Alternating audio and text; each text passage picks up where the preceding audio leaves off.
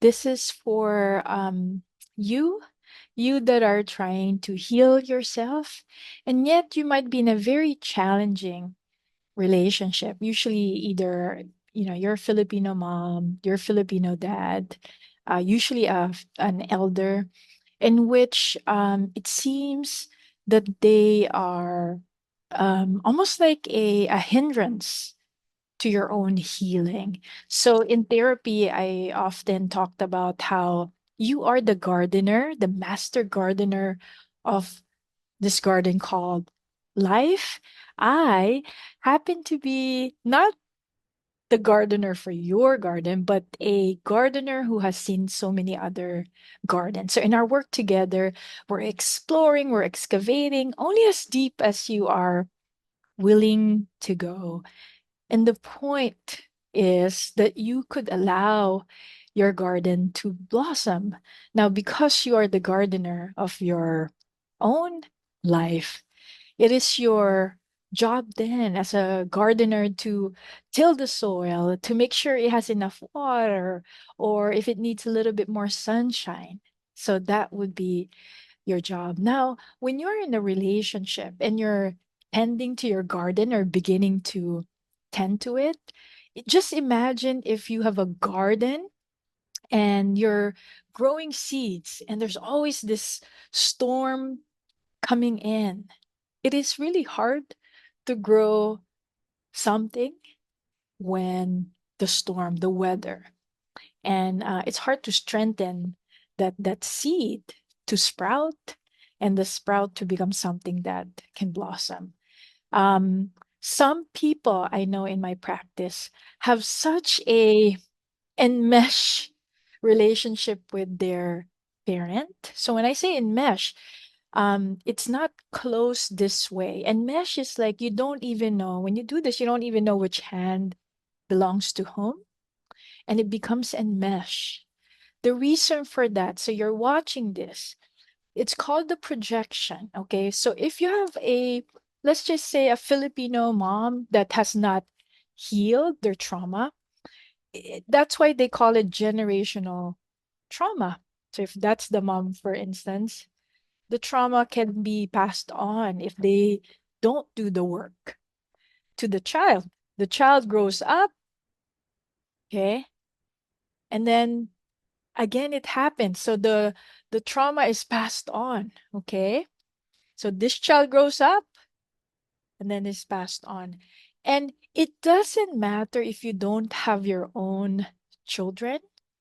It's not based just on passing it, but it's really just passing it on to other other relationships. So these are called the process of generational imprint, negative imprint, or trauma or projection. So projection is the way you see things. So how so if this is the eyes, that's passed on and now it becomes the way you see things. Rather than seeing things as they are, as you are, you see things from a borrowed uh, lens from your ancestor, from your mother. And you could always break that cycle. That is the relief that I want to share with you.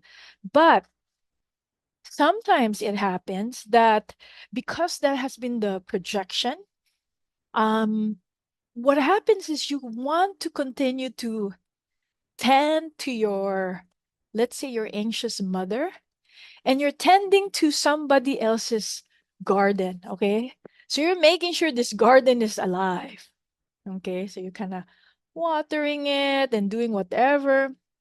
And yet, your own garden is growing weeds here, okay?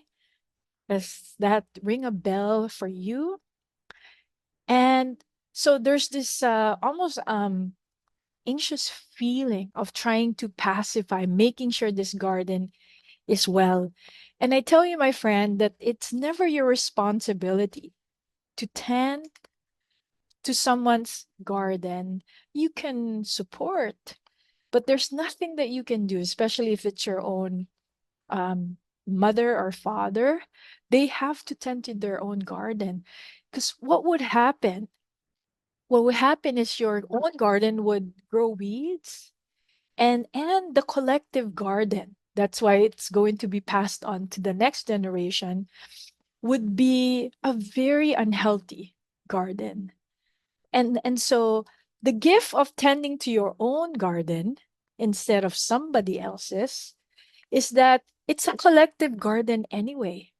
Whatever you do to your garden, if you've seen the forest, there's some research around this that underneath the soil, even dead, seemingly dead mother trees, puno, is still getting nutrients from the young. The young is still able to get nutrients from it.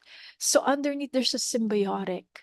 Your job, my friend, is to heal yourself and to set some loving boundaries if that is what you need.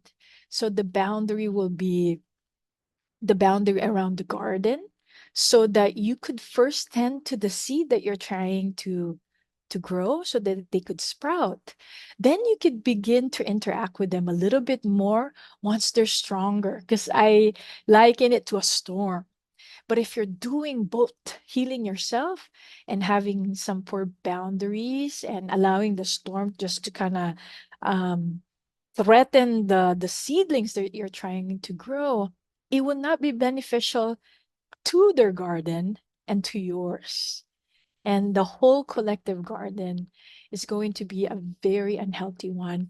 So I'm sharing this because what your mother, your father, whoever, however they treat you, whatever they say to you, is more of a reflection of their own garden. There's nothing that you can do enough that would make that garden blossom sustainably. So if you're running there and you're like watering, yes, that might seem like it would kind of calm the whatever anxious feelings they might be having, but it's not sustainable, neither for them nor for you. And it's actually not to their benefit that you keep watering their own gardening because they never learn it and they're relying on you to do so.